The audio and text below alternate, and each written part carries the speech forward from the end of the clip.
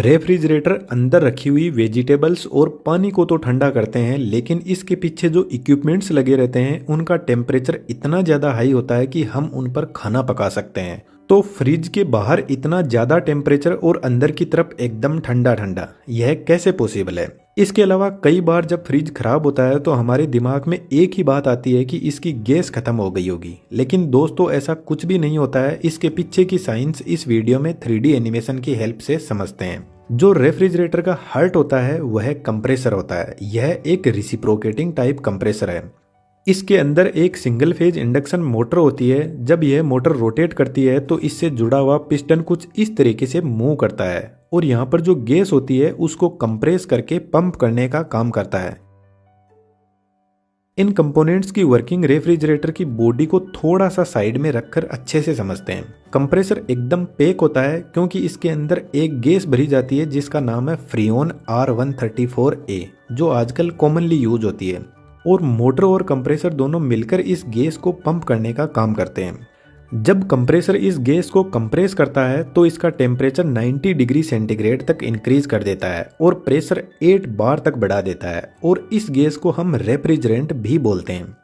अब यह टेम्परेचर और प्रेशर बहुत ज़्यादा है तो इसको हमें डाउन करने की ज़रूरत है। इसलिए इस हाई टेम्परेचर और प्रेशर वाले रेफ्रिजरेंट को कंडेंसर यूनिट के पास में भेजा जाता है, जो रेफ्रिजरेटर के पीछे लगी हुई कुछ ऐसी ट्यूब होती है जो हमें आसानी से दिखाई दे जाती है। और इस ट्यूब से जब हाई टेम्परेचर वाला रेफ्रिजरेंट फ्लो करता है तो बाहर के एनवायरनमेंट से हीट एक्सचेंज करने लग जाता है, क्योंकि कंडेंसर कोयल का टेम्परेचर बहुत ज़्यादा होता है और एनवायरनमेंट का टेम्परेचर बहुत कम, तो रेफ्रिजरेंट धीरे धीरे कूल होने लगता है। कंडेंसर के ऊपर कुछ इस तरीके के सपोर्टिंग वायर लगे रहते हैं जो कंडेंसर को सपोर्ट भी करते हैं और रेफ्रिजरेंट को कूल करने में भी हेल्प करते हैं। क्योंकि यह कंडेंसर ट्यूब से टच रहते हैं तो कंडेंसर ट्यूब का टेम्परेचर कुछ इनमें ट्रांसफर हो जाता है और इन्वायरमेंट से यह हीट को एक्सचेंज करके रेफ्रिजरेंट को ठंडा करने में हेल्प करते हैं। जब रेफ्रिजरेंट इतना लंबा रास्ता तय करके कंडेंसर कोयल से बाहर निकलता है तो इसका टेम्परेचर 45 डिग्री सेंटीग्रेड तक रिड्यूस हो जाता है, और जब टेम्परेचर डाउन आता है तो गैस लिक्विड में बदलने लग जाती है। इसको थोड़ा आसानी से समझे तो जब हम पानी को गर्म करते हैं तो वह वेपर में बदल जाता है, और जब उनको ठंडा करते हैं तो वापस लिक्विड में बदलने लग जाता है। तो ठीक ऐसा ही इस गैस के साथ में होता है। कंडेंसर यूनिट से जब गैस बाहर निकलती है तो यह थोड़ी ठंडी होकर लिक्विड में बदलना शुरू हो जाती है। अब कंडेंसर यूनिट से निकलकर यह रेफ्रिजरेंट जाता है कैपिलरी ट्यूब के पास में। कैपिलरी ट्यूब कुछ इस टाइप का एक कॉपर की ट्यूब होती है जिसका डायमीटर 0.5 mm से लेकर 2.2 mm तक होता है, और इसकी लेंथ मैक्सिमम 5 मीटर तक हो सकती है। कैपिलरी ट्यूब एक थ्रोटल डिवाइस होती है जो हाई प्रेशर को लो प्रेशर में बदलने का काम करती है, और यही वह डिवाइस है जो रेफ्रिजरेंट को एकदम ठंडा भी कर देती है।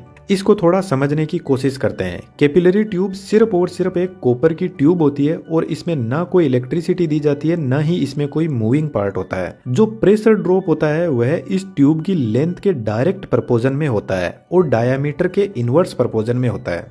तो जैसे जैसे इस ट्यूब का डायामीटर कम होता जाएगा तो प्रेशर ड्रॉप बढ़ता जाएगा, और हम लेंथ भी इंक्रीज कर देते हैं डायामीटर के साथ में, तो प्रेशर ड्रॉप और ज्यादा इंक्रीज हो जाएगा।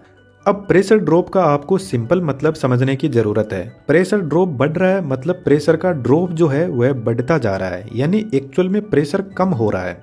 तो जब रेफ्रिजरेंट इस कैपिलरी ट्यूब से बाहर निकलता है तो उसका प्रेशर ड्रॉप होकर 0.6 बार तक पहुंच जाएगा, और जब इतना प्रेशर का ड्रॉप हो जाएगा तो टेम्परेचर भी रिड्यूस हो जाएगा। तो जब इस ट्यूब के अंदर रेफ्रिजरेंट एंटर हो रहा था तो उसका टेम्परेचर था 45 डिग्री सेंटीग्रेड, और जब बाहर निकलेगा तो उसका टेम्परेचर -16 डिग्री सेंटीग्रेड तक पहुंच जाएगा। और जब टेम्परेचर इतना कम हो जाएगा तो 75% जो गैस थी वह लिक्विड में बदल जाएगी।